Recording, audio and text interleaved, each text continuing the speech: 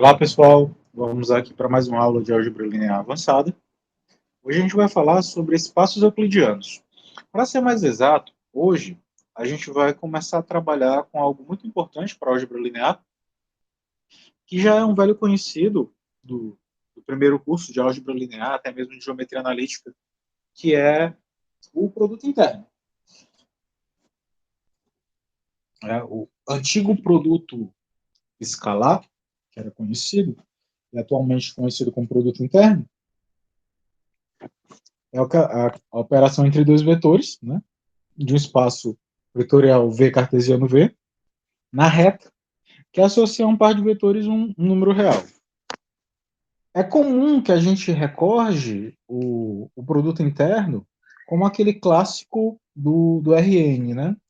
Você pega lá dois vetores no Rn, aí em coordenadas, o produto interno entre eles é um tal V1W1 mais V2W2 mais V3W3 e assim por diante, até um certo VNWN, esses caras no RN, né? Claro. Esse daí vai dar um número real. Só que, como o propósito desse curso é apresentar resultados para além do RN, então a gente vai retomar a ideia do que é um produto interno, um pouco mais rigoroso, e aí apresentar produtos internos em espaços de funções, polinômios, matrizes e até outros produtos internos no próprio RN, ok? Então, o intuito da gente hoje seria apresentar o produto interno, conhecer produtos internos em outros espaços e subespaços vetoriais e, a partir disso, fazer a reconstrução de outros elementos que provêm do produto interno, como norma, distância, ângulo, né, alguns resultados, como desigualdade triangular, desigualdade de Cauchy-Schwarz, e por aí em diante. Ok? Então, a ideia da gente é fazer essa preparação para quando a gente estiver trabalhando com transformações lineares, operadores adjuntos, enfim. Então, sem mais delongas, seja V um espaço vetorial munido de uma operação de soma entre vetores de produto por escalar, um espaço vetorial real, um corpo, é o corpo dos reais. Então, você diz que um produto interno em V é uma aplicação que, a cada par UV, pertencente a V cartesiano V, associa um número real, que será denotado dessa forma aqui, satisfazendo as seguintes propriedades. Então, dado o produto interno, ele é distributivo com respeito à soma na primeira coordenada. Então, se eu tenho U mais V, produto interno, com W, isso é o produto interno com W, mais V, produto interno com W, para todos o VW no espaço V. Se eu tenho aqui um alfa U, produto interno com V, eu posso tirar esse alfa do produto interno, então seria alfa que multiplica o produto interno entre U e V, para todos o IV pertencente ao espaço vetorial V e o alfa um escalar real. Ele é comutativo, ou seja, o produto interno de U com V é o mesmo produto interno de V com U, para todos U e V. E o produto interno de U com ele mesmo é sempre positivo, né? Positivo definido, maior ou igual a zero. E o produto interno de U com U é zero se e somente se o próprio U for o vetor nulo daquele espaço. Ok? Então, dadas essas operações, você diz que esse espaço vetorial, né, o espaço vetorial V, munido por uma operação de soma entre os vetores e de produto entre o vetor e um escalar real, você diz que ele é munido de produto interno. E aí, se o produto interno for produto interno clássico, você diz que ele é um espaço euclidiano. Bom, o produto interno também é chamado de produto escalar, mas ninguém chama mais não, tá bom? Isso daqui é vencido já. Produto interno é produto interno. Então, a gente tem o seguinte, o produto interno do zero por qualquer vetor U é zero, ok? E aí não há muito o que discutir, né? Se tu tem o produto interno de zero com U, o zero é a mesma coisa que zero mais zero. E pela segunda propriedade do produto interno, aliás, perdão, pela primeira propriedade do produto interno, eu posso quebrar isso daqui como uma soma. Então, isso daqui vai ser 0U mais 0U, aí cancela esse camarada com esse, e aí fica que o produto interno de 0 com U é 0. Morreu. É imediato. Bom, outra propriedade que vale é essa daqui, né? Que o produto interno de U com V mais alfa W é o produto interno de U com V mais alfa que multiplica o produto interno de U com W. Para todos, U, V e W pertencente ao espaço V e alfa um real qualquer. Na verdade, isso daqui é imediato porque ela combina três propriedades. A propriedade P1, que é aquela propriedade que diz que eu posso quebrar, só que observe que a propriedade P1, ela me diz que eu posso quebrar em soma quando eu estou na primeira coordenada. Mas a propriedade P3 diz que é comutativo. Então, esse U mais V mais alfa, esse produto interno de U com V mais alfa W, eu posso inverter e fazer V mais alfa W, produto interno com U. E aí, como a soma apresenta na primeira coordenada, aí ficaria VU mais alfa, né, mais alfa W, U. E aí, como o VU é a mesma coisa que o V, como pela propriedade P2, esse alfa pode sair do produto interno, e como o WU é a mesma coisa que o W, segue esse resultado aqui.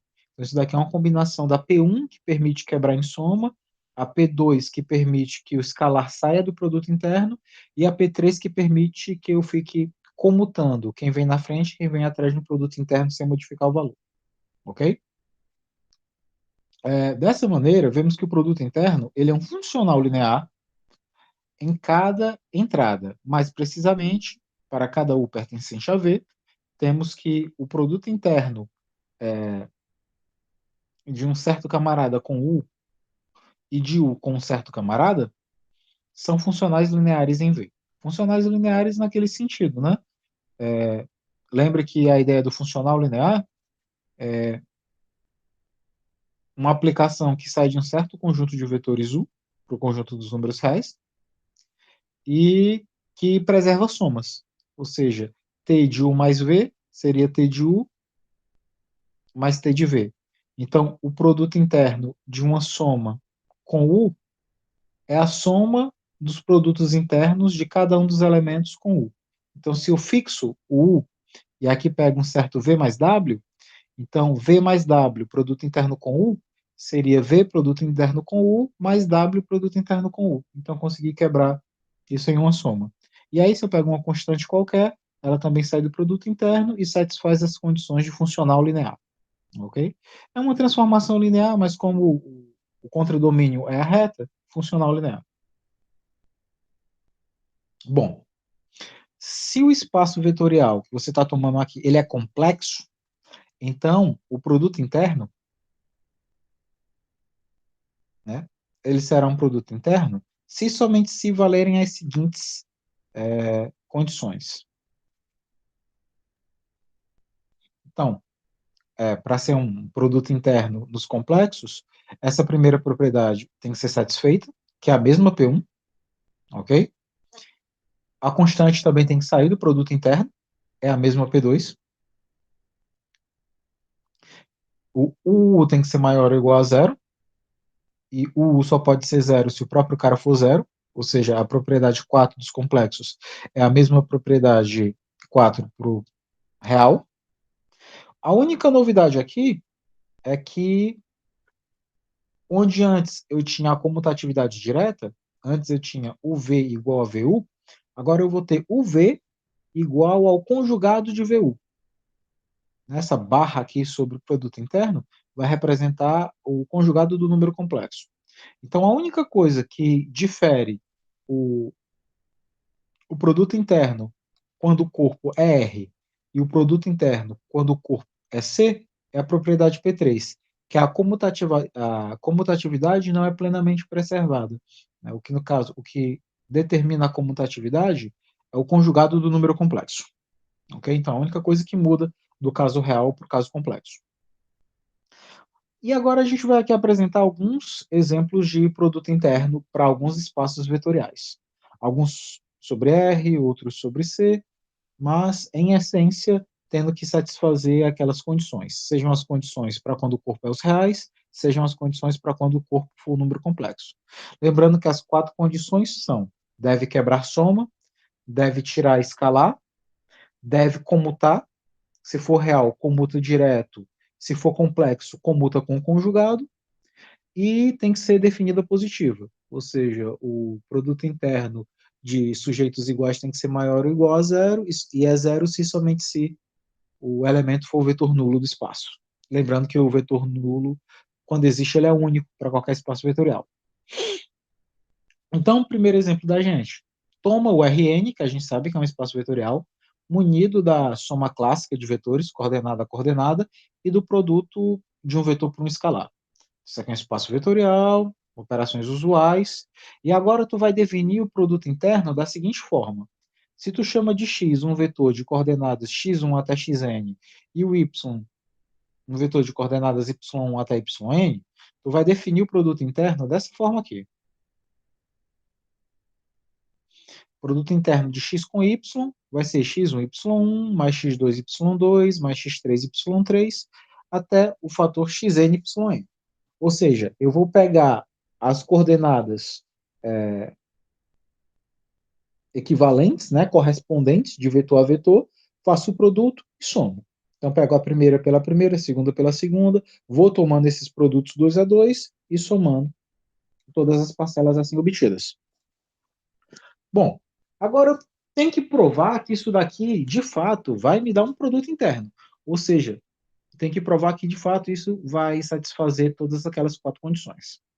Então, eu vou tomar aqui 3 camaradas lá no Rn, o x de x1 a xn, o y de y1 a yn e o z de z1 até zn. Vou tomar um alfa, pertencente aos reais. E agora vou sair testando cada uma daquelas propriedades. Bom, propriedade P1 diz que eu posso quebrar uma soma. Bom, se eu pego o x mais z, produto interno com y, x mais z vai ser x1 mais z1, x2 mais z2, x3 mais z3, e eu tenho que fazer o produto interno desse novo vetor aqui, obtido pela soma de x e y, com as coordenadas correspondentes em y. Então, o meu x1 mais e1 vai fazer o produto com y1, já que todos têm isso em 1. Aí o x2 mais e2 vai fazer com y2, x3 mais e3 com y3, até que a última coordenada, que é o xn mais en, faz produto com yn. Como aqui eu tenho uma soma de números reais, aplicando a propriedade distributiva dos reais, eu tenho y1x1, y1z1. Depois, x2, y2, z2, y2, x3, y3, z3, y3, e assim por diante. E agora eu vou apenas agrupar termos que têm uma característica, entre aspas, semelhante. Então, eu vou pegar todos os caras que têm algum produto de x e y. Então, eu tenho o x1, y1, que apareceu no primeiro, na primeira distributiva. Eu tenho o x2, y2 da segunda distributiva, x3, y3 da terceira distributiva, até eu chegar no xn, yn da enésima distributiva. Então, eu tenho esse camarada aqui.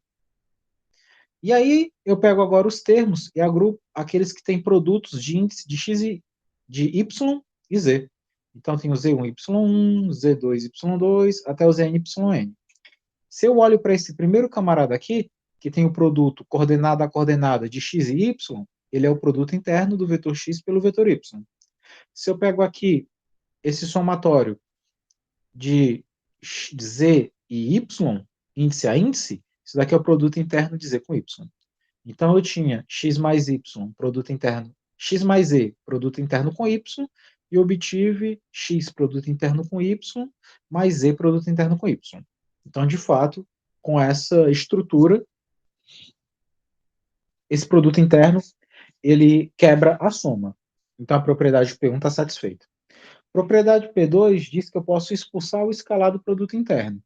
Então, se eu faço o produto interno de αx com y, o αx ele é αx1, αx2, αx3 até o αxn.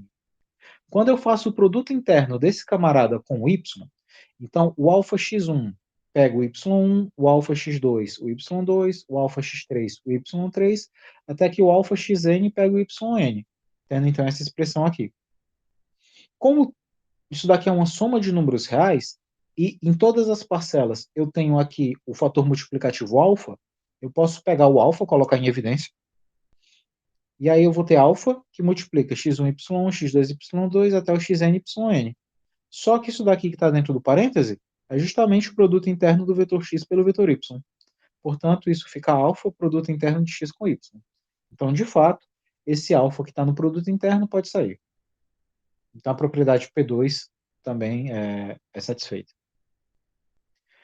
Propriedade P3 pede para que eu tenha garantia sobre a comutatividade, ou seja, que o produto interno de x com y deve coincidir com o produto interno de y com x. Se eu olho para o produto interno de x por y, da forma que ele foi definido, ele é o x1, y1, x2, y2, x3, y3, até o xn, yn. Como eu tenho aqui um produto de números reais, o produto de números reais é comutativo. Então, x1, y1 é a mesma coisa que y1, x1. x2, y2 é a mesma coisa que y2, x2. Então, eu posso trocar aqui a posição de todo mundo, de sorte que agora primeiro apareça o elemento y e depois o elemento x. Todos, obviamente, de mesmo índice. Ocorrido isso, se o produto interno de x com y, quando escrito, os fatores x vêm na frente, e aqui eu tenho os fatores y na frente, então isso daqui é claramente o produto interno de y com x. Isso me garante que o produto interno de x com y é o mesmo produto interno de y por x.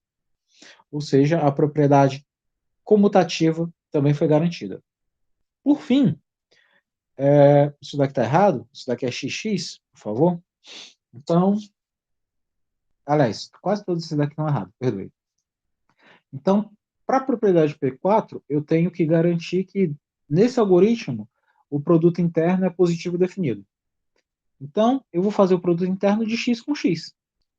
Então, se eu tomo x com x, o x1 pega o x1, o x2, o x2, o x3, o x3, e o xn pega o próprio xn, que é isso daqui está correto. x1 é x1 quadrado, x2, x2 quadrado, até xn é xn quadrado. E, claramente, isso é maior ou igual a zero. Por quê? Porque se esses caras são números reais, o quadrado de um número real é sempre maior ou igual a zero. E a soma de números maiores ou iguais a zero também é maior ou igual a zero. Portanto, eu tenho uma soma de camaradas que dá maior ou igual a zero. Portanto, o produto interno é maior ou igual a zero. Positivo definido. E, obviamente, esse somatório aqui, nos reais, ele só é zero se todas as parcelas assim fossem. Porque suponha que algum desses camaradas não seja zero. Se eu passo ele para o outro lado, de um lado teria uma soma de números positivos, dando um número negativo, o que é um absurdo. Então, se essa soma de quadrados dá zero, é porque cada uma das parcelas dessa soma é necessariamente zero. E se todos os caras de x1 até xn são zero, e são esses caras que formam o vetor, então esse vetor, que é todo formado por zeros, necessariamente tem que ser o vetor nulo, já que o vetor nulo no espaço é único. Então, se x tem todas as coordenadas zero, então x tem que ser necessariamente o vetor nulo. Ok? Gozadas as quatro propriedades, então, da forma com que se apresenta, o produto interno, esse produto usual do Rn, de produto soma dos produtos coordenada a coordenada, é um produto interno definido no Rn. Que é o produto clássico que a gente usa em geometria analítica, em álgebra linear, que a gente, a partir dele, consegue calcular ângulo entre vetores, fazer distâncias, etc. Ok? Então, aqui uma aplicação infantil, pega esses dois vetores aqui do R3, faz o produto interno, então tu pega o 1 com o 0, o menos 1 com o 2, o 1 com o 4, que é o que tem aqui, fez a conta, dá 2. Ok? Se você pega aqui o R2 com o produto interno usual, e pega esses vetores aqui, entre aspas, trigonométricos, né? O cosseno de alfa, seno de alfa, o V, o cosseno de teta, seno de teta, o V, cosseno de alfa, seno de alfa, se tu faz o produto interno entre eles, Então, vai dar cosseno vezes cosseno, seno vezes seno. Então, tem aqui cosseno de θ, cosseno de alfa, mais seno de θ, seno de alfa. E isso daqui é velho conhecido da gente desde da educação básica, né? Essa é a fórmula do cosseno da diferença entre dois ângulos, né? Cosseno, cosseno, mais seno, seno. Isso daqui é o cosseno da diferença entre θ e alfa. Ok? Então, você também pode escrever esse camarada dessa forma. Bom, uma coisa interessante aí sobre esse resultado é o seguinte: se você pega aquele exemplo anterior, do U e V apresentados como aqueles vetores trigonométricos, se aqueles caras, aquele produto interno é zero, significa que o cosseno de θ menos alfa tem que ser zero. E a gente sabe que o cosseno é zero em π sobre 2 mais k múltiplos de π, com esse k pertencente aos inteiros. Então, como o cosseno só se anula nesse tipo em particular de solução, passando o alfa para o outro lado, o θ ele é alfa mais π sobre 2 mais kπ com k pertencente a z. Ou seja, dizer que dois vetores, nesse caso, tem produto interno zero, de certa forma, me dá uma ideia de perpendicularismo, já que aí a gente pode pensar que o ângulo entre eles é 90 graus. Ok? Mas isso é uma coisa que a gente vai exibir mais à frente. Bom, isso daí é o produto usual do RN. Só que você pode pegar e buscar outra estrutura de produto interno lá no RN, que também goza das quatro propriedades do produto interno, então ele pode ser substituído. Então, se eu pego aqui, da mesma forma, Rn cartesiano Rn na reta, e que agora eu defina essa nova forma de produto interno, então veja, eu tenho um vetor de coordenadas x1, y1, z1, outro vetor de coordenadas x2, y2, z2. E agora eu vou definir o produto interno entre eles da seguinte forma. Em lugar de pegar só produto de 1 a 1, tipo x1 com x1, eu pego o meio de x1, x2. Aí eu vou tomar os y's. Em lugar de pegar só y1 e y2, eu pego 1/3 de y1 e y2. Z1, Z2. Agora eu pego 1/4 de Z1, Z2. Observe que se tu quisesse continuar essa brincadeira com o maior número de coordenadas, tu pode pensar agora num certo 1/5 de W1, W2, 1/6 de um certo T1, T2, e assim por diante. Então, quando tu tiver aqui no enésimo cara, o primeiro cara aqui, a primeira parcela é 2, a segunda parcela 3, a terceira parcela 4. Então, a enésima parcela vai ser 1 sobre n mais 1, que acaba, para cada parcela, teu denominador está um cara a mais, do produto dos elementos que estão na enésima posição. Eu teria como esticar isso daí para um RN, né? No caso aqui ele fala uma aplicação do RN, mas aqui ele se resume a um caso de R3. Mas tu pensa realmente no RN, isso daí seria o somatório com o certo I variando de 1 até N, de um certo 1 sobre I mais 1, do produto dos caras de posição correspondente. E aí você teria, sim, uma extensão desse produto interno para RN. Bom, agora vamos provar que, de fato, a expressão acima é um produto interno lá no R3. Né? Então, você pega aqui três caras distintos, lá no R3, os camaradas de índice 1, de índice 2, de índice 3. A soma desses dois primeiros camaradas aqui, a gente conhece, né? x1 mais x2, y1 mais y2, z1 mais z2. O alfa produto vai ser alfa x1, alfa y1, alfa z1. E agora, aplicando o algoritmo do produto interno que foi sugerido. Então, você pega aqui esse camarada de índice 1, mais esse camarada de índice 2, e faço o produto interno como se escreveu ali com esse camarada de índice 3. Então, aqui vai ser x1 x2. Então, é meio de x1 mais x2 em produto com x3. Na segunda coordenada, 1/3 de y1 mais y2, produto com y3. Mais 1/4 de z1, z2 em produto com z3. Aqui é fácil porque eu posso distribuir. Então, eu posso pegar aqui o x3 multiplicar por x1, o x3 multiplicar por x2, e todos ficam multiplicados por um meio. O y3 pega y1, y3 pega y2, e todos têm 1/3. O z3 pega z1, z3 pega z2, e todos em produto com z4. E aqui eu começo a reagrupar esses camaradas de mesmo índice. Então, x1, x3, y1, y3, z1, z3 são os camaradas, né? 1, 3. E, de fato, 1 meio, x1, x3, 1/3, y1, y3, 1/4, z1, z3, dá o produto interno dos camaradas x, né? De índice, os camaradas de índice 1 com os camaradas de índice 3. A outra parcela, que você consegue agrupando os termos de índice 2 e 3, x2, x3, y2, y3, z2 e z3, é o produto interno, dessa forma, dos caras de índice 2 com os caras de índice 3. Então, de fato, eu consegui fazer com que esse produto interno, que tinha uma soma, se distribuísse. Então, a primeira propriedade está satisfeita.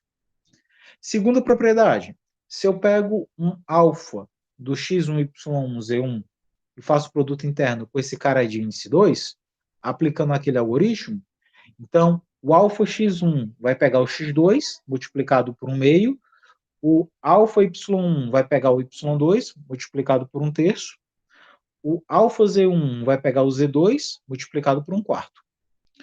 Facilmente, todos têm fator multiplicativo alfa, posso colocar o alfa em evidência, e aí, após a evidência, não esqueçam aqui, por favor, de fechar esse colchetes, que eu esqueci, isso fica alfa, e o que tem dentro do colchetes é claramente o produto interno dos caras de índice 1 com os caras de índice 2. Sendo assim, propriedade P2 está satisfeita. A propriedade P3, eu tenho que provar que isso é comutativo. E simples. Se eu pego os caras de índice 1 e faço o produto interno com os caras de índice 2, por definição dá isso. Como x1, x2, y1, y2, z1, z2 são números reais, você pode comutar x1 com x2, fazendo x2, x1, y1, y2, y2, y1, z1, z2 por z2, z1. E aí, como os caras de índice 2 agora estão na frente, eles podem vir aqui para o início do produto interno. Então, eu fiz com que esses dois camaradas comutassem. O produto interno dos índice 1 com os índice 2 é o produto interno dos camaradas de índice 2 com índice 1. Portanto, a propriedade P2 foi satisfeita. P3 foi satisfeita. Obviamente, eu estou pensando aqui sobre os reais, ok? E aí a propriedade P4 também, não há muito o que discutir, porque eu tenho que provar que ela é positiva definida, então eu tenho que fazer o produto interno do cara por ele mesmo. Então, o meio do produto vai ser o meio de um cara vezes ele. Então, é 1 meio de x1, x1, 1/3 de y1, y1, 1/4 de z1, z1. E aí, recorre ao argumento anterior. Eu tenho a soma de números reais positivos, que obviamente é maior ou igual a zero. E, obviamente, essa soma dá zero se somente se cada parcela for. Porque se cada parcela é sempre positiva ou zero, para a sua soma ser zero, as parcelas devem ser todas zero. Porque é impossível parcelas positivas darem soma zero, já que o zero não é positivo. Ok? Portanto, a propriedade P4 é satisfeita. Então, essa forma de escrever o produto interno também é uma forma interessante. Okay? Então, o mesmo espaço vetorial, munido das mesmas operações, sobre o mesmo corpo, pode admitir mais de um produto interno. Então, produto interno, o bacana do produto interno é que, de acordo com a situação, você pode chegar e escrever uma expressão equivalente a ele que, por algum motivo, seja melhor para você. Então, se agora eu fizer sobre os mesmos vetores do exemplo anterior, aplicando esse novo mod de produto interno, né, 1/2 do produto dos primeiros, mais 1/3 do produto dos segundos, mais 1/4 do produto dos terceiros. Se vocês fizerem essas continhas aqui, vai dar 1/3. Ok? Bom. Agora vamos para alguns espaços aí diferenciados. Então, imagine que tu tem um espaço de funções contínuas, certo? No intervalo fechado e limitado. Bom, fechado e limitado já nos diz muita coisa, né? Esse cara é compacto. Se esse cara é compacto, então eu já vou ter aí umas certezas que a topologia me dá, no sentido que eu vou conseguir bem resolver a integral aqui. Na verdade, se esse conjunto aí ele é um fechado limitado, então ele é um compacto. E agora me fale o nome do teorema, mas tem um teorema que me garante que se eu estou num fechado limitado, ou seja, se eu estou num compacto, então eu vou conseguir atingir máximo e mínimo naquele conjunto, ok? Então, isso daqui é bacana, porque normalmente nos espaços de função não é tão fácil você ficar encontrando caras fechados e limitados, né? Tanto que os problemas de otimização, né, de máximos e mínimos para espaços que não sejam subconjuntos do Rn, você já não usa técnicas assim tão infantis como simplesmente derivada, né? Você às vezes tem que recorrer a um teorema do multiplicador de Lagrange, você já tem que pensar ali numa equação de Euler-Lagrange, né? Trabalhando com lagrangianas e funcionais, então, mas nesse caso aqui foi nos dada essa benesse, então vamos aproveitar que esse espaço é compacto. Bom, então imagine que tu tem aqui um espaço das funções contínuas do intervalo fechado AB na reta, munidas da soma usual de funções e do produto de uma função por um número real. Já provou que isso é um espaço vetorial de dimensão finita, inclusive. E vamos definir agora o produto interno entre duas funções. Então, imagine que tu tem uma função f e uma função g, e agora vamos definir aqui como produto interno entre f e g a integral de a até b do produto de f com g. Obviamente, a e b é um intervalo onde tanto f como g estão bem definidas. Bom, então, está aqui o nosso primeiro produto interno interessante, né? No espaço de funções contínuas, eu posso definir o produto interno entre funções como a integral do produto entre elas, no intervalo onde as mesmas estão bem definidas. Então, vamos provar que, de fato, isso é um produto interno. Ou seja, que isso daqui é distributivo com respeito à primeira entrada, que é o equivalente também a ser distributivo com respeito à segunda. Que eu posso tirar a constante do produto interno, que ele é comutativo, já que eu estou trabalhando sobre os reais, então produto interno de F com G é o produto interno de G com F, e que isso é positivo definido, né? Bom, se eu pego aqui para testar P1, ou seja, que eu posso distribuir, eu pego F mais G e faço produto interno com uma certa H também contínua, definida no intervalo AB.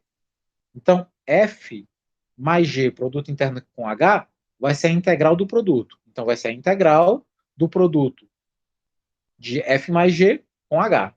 Aplicando a propriedade distributiva, AH multiplica F, AH multiplica G, e como a integral da soma é a soma das integrais, então, isso daqui tem um sinal de igual, viu, gente? Que eu esqueci, perdão. Então, isso daqui vai ser igual à integral de 0 até B, perdão, de A até B de FH, mais a integral de A até B de GH. Só que a integral de A até B de FH pode ser compreendida como sendo o produto interno de F com H. Da mesma forma, a integral de A até B de GH pode ser entendida como produto interno entre G e H. Então, de fato, o produto interno quebrou a soma. Bom, vamos ver agora se ele é capaz de expulsar a constante.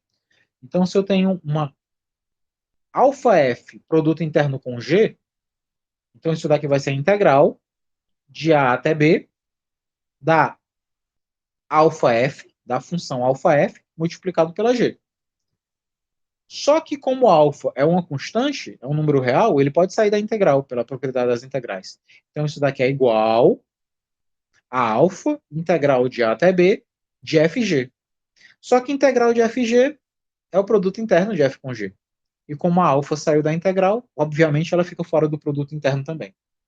Então, de fato, esse produto interno expulsa a constante. Provar que isso daqui é comutativo é simples, porque o produto interno de F com G vai ser a integral de FG, só que a integral de FG é a mesma integral de GF, já que como essas funções aqui são reais, então o produto entre elas é comutativo, então o produto de F com G é o produto de G com F. E a integral do produto de G com F é o produto interno de G com F. Então, realmente é comutativo.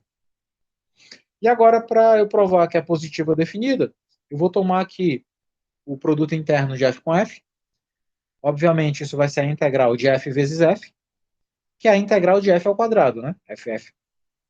Bom, agora, a minha garantia aqui vai me requerer um passo mais delicado do cálculo, né? Como é que eu vou ter a garantia que, de fato, a integral de A até B de f ao quadrado de x dx vai ser sempre maior ou igual a zero nesse intervalo? Bom, aí você vai lá do cálculo 1, que se tu tem uma função contínua do intervalo AB na reta, e se tu tem um ponto do domínio dela no qual ela é nula, não nula, então tu sabe que a integral sobre aquele intervalo, em algum momento ela vai ser positiva.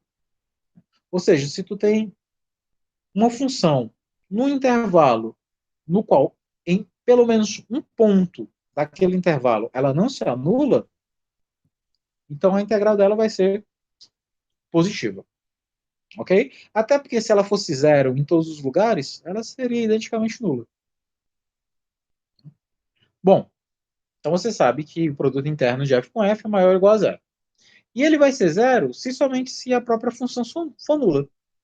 Ou seja, a integral dessa função ao longo desse intervalo, ela só é zero se a própria função for zero.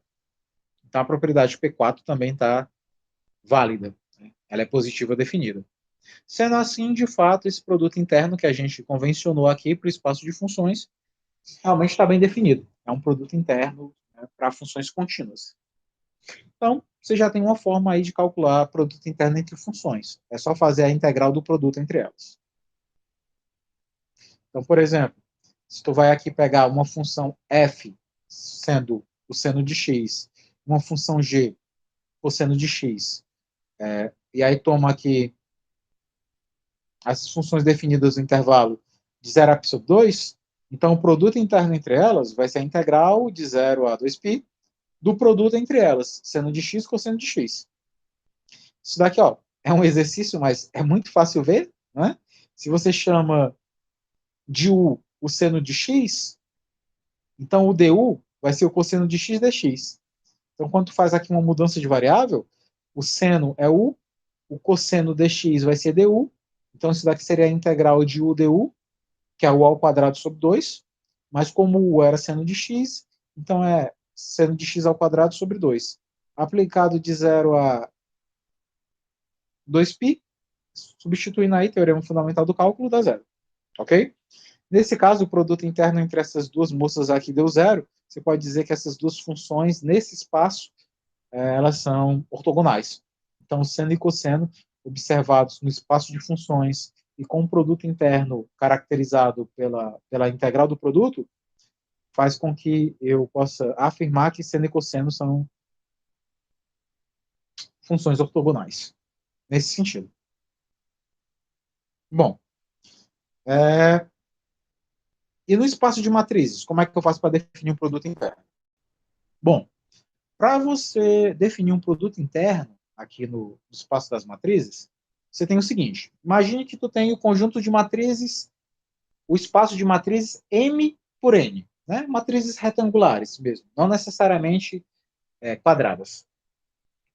E esse espaço munido da soma convencional de matrizes, né? Entrada a entrada, e o produto de matriz por um escalar qualquer. Então, como é que a gente faz aqui? Bom, a gente vai definir como sendo o produto interno da matriz A pela matriz B, o somatório sobre o índice I, do somatório sobre o índice J, dos AIJs B e J, com o somatório de I indo de 1 até M, que vai pelas linhas, e o somatório de J indo de 1 até N, que é onde vai pelas colunas. Então, essa forma me dá um produto interno. Antes mesmo de provar que isso daqui é um produto interno, deixa eu mostrar na prática como é o algoritmo. Como é que seria a conta do produto interno? Como é que você faria essa conta? Bom, se eu imaginar aqui, por exemplo, MN igual a 2, o produto interno dela seria assim, ó. Imagine essa matriz 2 por 2, essa matriz 2 por 2, e essa matriz, essas duas matrizes, naquele espaço, daquela forma. Como é que seria o produto interno entre essas duas matrizes? Eu vou pegar o primeiro elemento pelo primeiro elemento, multiplico, segundo elemento por segundo elemento, terceiro elemento por terceiro elemento, quarto elemento por quarto elemento. E aí somo todo mundo. É mais fácil entender numericamente do que naquelas representações de duplo somatório inicial, né? Então seria o A11 com o B11 mais o A12 pelo B12 mais o A21 pelo B21 mais o A22 pelo B22, fazendo o produto e aí soma. Então esse daí seria o modus operandi para você definir o produto interno aí, entre essas duas matrizes.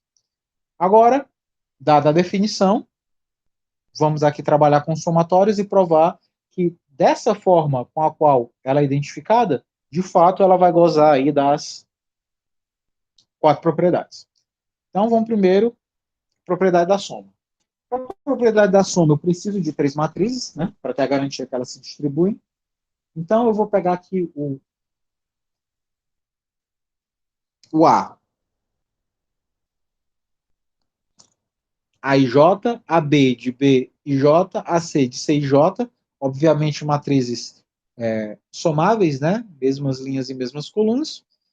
Então, o A mais B como matrizes é a soma dos A e J com os B índice J, e o alfa A é o produto de alfa com cada um dos índices, né, com cada uma das entradas.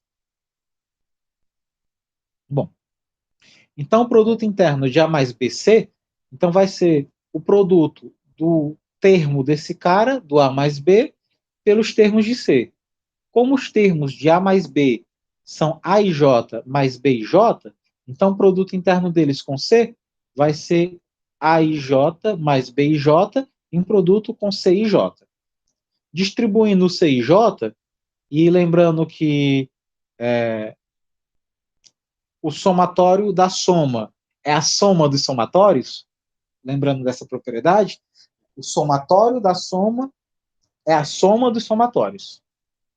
Então, fazendo a distributiva, eu tenho A e J em produto com C e J, em somatório, e eu tenho também o B e J em produto com C e J em mesmo somatório. Quando eu observo esses somatórios duplo do A e J com o B e J, é o produto interno do A com o C. E esse duplo somatório dos B e J com C e J é o produto interno do B com C. Então, o produto interno de A mais B com C é o produto interno de AC mais o produto interno de BC. Bom, isso é um fato. Segundo, vamos provar que o escalar pode sair do produto interno. Então, se eu pego alfa A, produto interno com B, isso daqui vai ser o duplo somatório dos elementos de A pelos elementos de B. Como os elementos de alfa A são os alfa e J, e os elementos de B são os B e J, então o produto deles vai ser alfa A e J por B e J. Como alfa é uma constante não inicial, ela não depende aqui da ordem dos somatórios nem em I nem em J, então posso tirar tanto do somatório em J como do somatório em I, e aí eu acabo ficando com alfa que multiplica somatório em I, somatório em J, do A e J, B e J. Só que esse duplo somatório dos A e J, B e J é o produto interno da matriz A com a matriz B. E esse alfa já estava fora aqui de qualquer forma, já estava fora do somatório, portanto está fora do produto interno. E aí eu tenho a segunda propriedade satisfeita. A terceira propriedade ela é muito imediata, Porque se eu vou pegar aqui o A com B, isso daqui vai ser o somatório inicial do A e J com B e J, só que A e J e B e J, para todos IJ, eles são números reais. E os números reais são comutativos. Então, o A e J, B e J, em produto, é o mesmo B e J por A e J. Aí, se eu comuto esses caras e pego agora o somatório do B e J com A e J, agora eu só tenho que ter o cuidado que eu também tenho que permutar a ordem somatória. Porque quando eu defino o produto interno de A, B, eu começo por o A e J, porque o produto interno está por A. E depois vou o B e J no J, porque eu termino por B. Agora, fazendo o contrário, eu tenho que manter essa regra de associação. Então, se o B e J é o primeiro cara do produto, ele tem que estabelecer o primeiro termo do somatório. E se o A e J é o segundo cara do produto, então ele tem que ser o segundo cara do somatório também. Então, isso daqui não é o mesmo somatório na mesma ordem. Dá a mesma coisa, porque, enfim, o produto de números reais é comutativo e a soma de números reais também é comutativa. Mas, se eu não tivesse num anel abeliano, né, que os reais, inclusive, por serem um corpo, acabam também sendo um anel abeliano, talvez isso não ocorresse. Então, é bom ter esse cuidado de estrutura algébrica para reordenar os somatórios também. Mas, enfim, isso daqui vai dar o produto interno de B com A. Então, o produto interno de A com B é o produto interno de B com A. Portanto, é comutativo. E, por fim, para eu ter a certeza que nesse produto interno vai ser positivo definido, tomando o produto interno de A com A, o somatório, tanto no índice como no índice J, vai ser do A e J com o próprio A e J. Produto de um cara por ele mesmo dá ele ao quadrado, e a soma de caras positivos, independente de índice I ou índice J, é sempre maior ou igual a zero. Portanto, o produto interno de A com A é sempre positivo, e obviamente só vai ser nulo se cada um dos A e J também forem nulos. Ou seja, quando a matriz que eu tomar aqui seja matriz identicamente nula. Portanto, propriedade de 1 a 4 satisfeitas, então tem um produto interno aí no espaço de matrizes. Ok? É fácil de fazer, é até fácil, mas a escrita inicial, às vezes ela fica carregada. Esse produto interno, ele não é o produto interno mais comum no espaço de matrizes. Normalmente, o mais comum, pelo apelo de autovalores e autovetores, é o do traço. Então, você tem também, se você pega duas matrizes A e B, nessas circunstâncias, você pode definir o produto interno entre elas como sendo o traço do produto entre A com a transposta de B. Você consegue provar que isso daí também satisfaz as quatro propriedades de produto interno. E aí é até mais fácil de fazer. E como você fala do traço, né? O traço intuitivamente me diz muita coisa sobre os operadores e como as matrizes, querendo ou não, são uma forma muito solícita para uso de operadores. Então é bem natural que você use isso. Bom, essa parte aqui é já a vez. E está aqui a nossa outra possibilidade aí.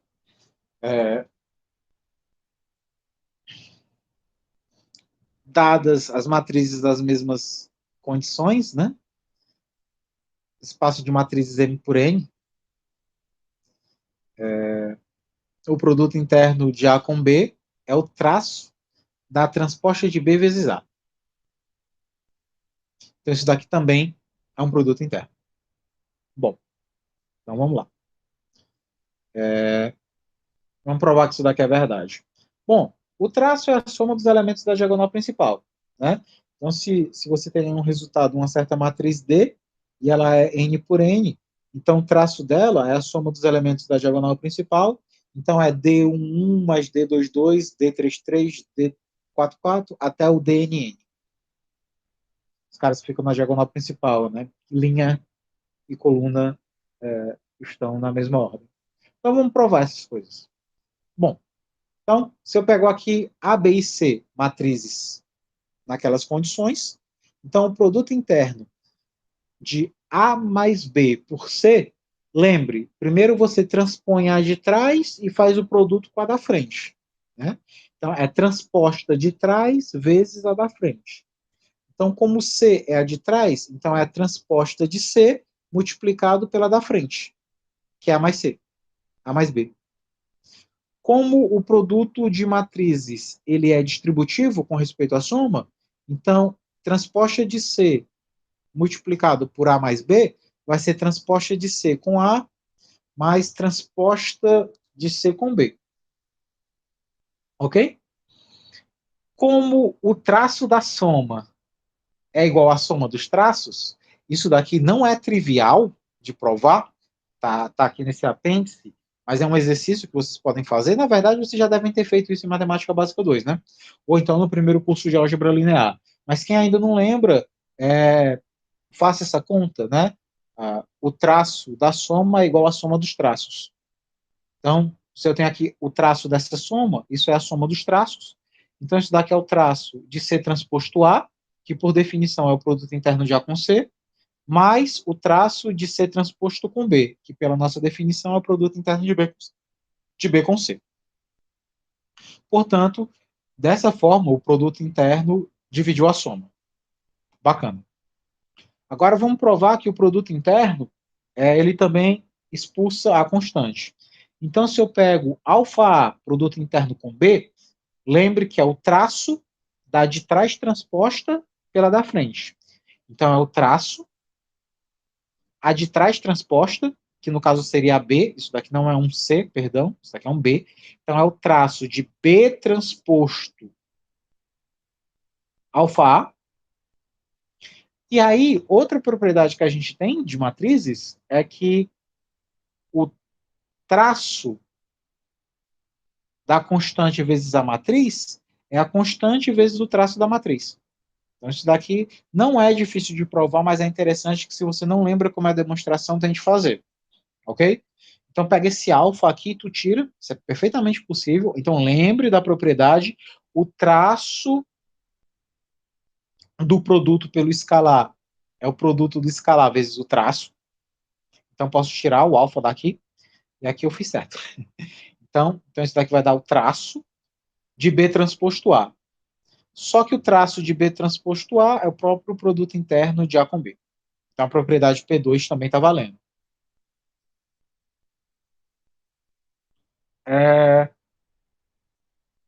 Propriedade 3, que é a propriedade da comutatividade. Então, se eu tenho produto interno de A com B, isso daqui é o traço de B transposto A, pelo que a gente definiu. Isso daqui é muito legal. Isso daqui você tem que fazer. Não é uma opção. Façam esse exercício. Provem que que B transposto A é a mesma coisa que B transposto A transposto. Parece estranho e não fazer muito sentido, mas isso daqui é verdade. E também que quando eu faço isso daqui, ó, você pega isso daqui, ok? Aí eu pego e... Calma, vamos ver aqui com calma essas duas propriedades, ok? Primeiro, isso daqui é o traço de B transposto A. O traço de B transposto A é igual ao traço da sua transposta. Se tu pega uma matriz, calcula o traço dela, que é a soma dos elementos da diagonal principal. Aí pega aquela matriz e transpõe, faz as linhas virarem colunas. E olha novamente para o traço, esses dois traços vão ser iguais. Não no sentido de estarem na mesma posição, mas a soma, que é o sentido do traço, vai ser a mesma. Então, o traço de uma matriz é igual ao traço da sua transposta. Essa é a propriedade que foi usada aqui. O traço da matriz é igual ao traço da sua transposta.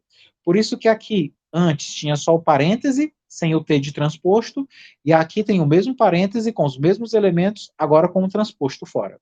Porque o traço de uma matriz é igual ao traço da sua transposta. Só que tem uma propriedade, outra, que diz que se eu tenho a transposta do produto, dá o produto das transpostas. Entretanto, em ordem contrária. Então, se eu tenho B transposto A e eu faço a transposição desse produto, também vai ser um produto de transpostas. Só que agora eles invertem a posição. Então, lembre daquela propriedade. AB transposto é igual a B transposto vezes A transposto. Você muda a ordem da transposição. Da mesma forma que você também troca a ordem na matriz inversa. Então, se eu tenho aqui, ó, esse transposto vai para o B transposto, esse transposto vai para o A, só que trocando esses caras de posição. Então, isso daqui vai dar A transposto, que trocou de posição e veio para frente, e vem um transposto para o B transposto, que também veio para trás. Então, A transposto está aqui. E aí, quando tu pega B transposto, transposto, obviamente da própria matriz B. Se tu pega B, transpõe, ou seja, troca a linha por colunas, e aí transpõe de novo, você muda colunas por linhas. Então, você volta à matriz inicial. Tá? Bom, e aí você acaba chegando ao traço de A transposto B. Só que o traço de A transposto B é o produto interno de B com A.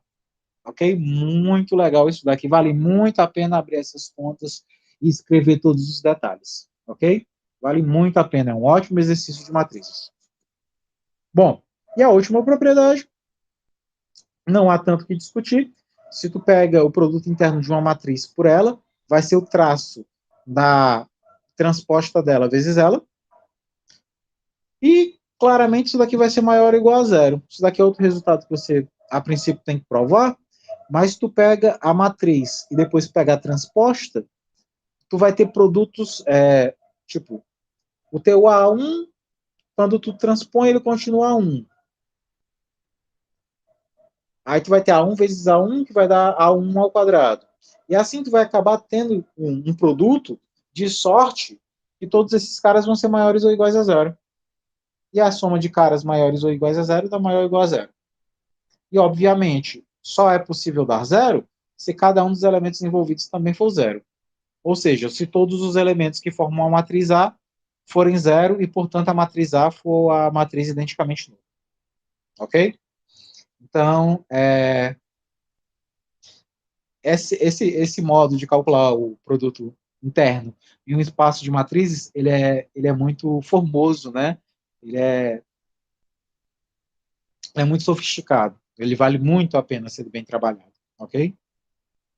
Bom, a gente não vai ver norma hoje, vai deixar para ver norma na próxima aula, mas aqui uma observaçãozinha só para a gente findar é o seguinte, seria esse resultado aqui, né, que a gente fez.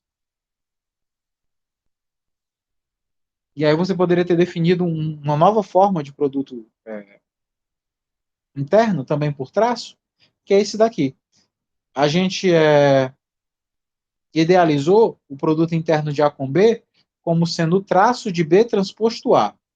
Mas você também pode fazer o produto interno de A com B como sendo A transposto B. Ou seja, você mantém a transposta na primeira e faz o produto pela segunda, você teria o mesmo resultado. Isso daqui é bacana também. Motivo: o traço de B transposto A é igual ao traço da sua transposta. Então, o traço de B transposto A é igual ao traço de B transposto A transposto. Distribuindo a transposta, então, a transposta do produto é o produto das transpostas, só que em outra ordem, então o A vem para frente, o B transposto vem para trás, aí você puxa, e aí o A transposto continua, e o B transposto, transposto vira B, e aí ocorre que você pode substituir o traço de B transposto A pelo traço de A transposto B. Ou seja, na verdade, essa história do traço pela transposta te dá duas formas para o produto interno. Você transpondo a segunda ou você transpondo a primeira. E assim você teria o mesmo resultado. Você tem um invariante posicional no traço para esse espaço de matrizes que lhe permite observar o produto interno desses dois modos. Ok? Bom, pessoal, então nossa aula de produto interno fica por aí. A gente pode depois pensar em outros produtos internos, como produto interno para polinômios e afins, mas a ideia maior de produto interno é essa: distribui soma, joga para fora o produto por escalar, é comutativo, desde que esteja sobre os reais. Se estiver sobre os complexos, comuta com o seu conjugado, e é definida positiva. O produto interno do vetor por ele é sempre maior ou igual a zero, e é zero se somente se o vetor é nulo. Lembrando que a ideia de vetor aí depende do espaço que eu estou, né? Se eu estou no Rn, é o vetor em coordenadas. Se eu estou no espaço das matrizes, é uma matriz dada de determinada ordem. Se eu estou no espaço de polinômios, é um polinômio de determinado grau. Se eu estou no espaço de funções, é uma função contínua, diferenciável, de alguma classe, né, C1, C2, seja lá o que for, ou que tem o conjunto dos pontos de descontinuidade de medida nula, né, ou seja, integrável à rima. Então, tudo isso vai depender muito da concepção de espaço que você tenha que ele vai produzir os vetores. Mas, em geral, essa ideia de produto interno, ela transcende o, o Rn, né, para qualquer espaço vetorial de dimensão finita. Então, a gente fica por aí, e na próxima aula a gente continua nossas conversas sobre produto interno, introduzindo a ideia de norma, de distância e de ângulo induzidos pelo produto interno. Até mais.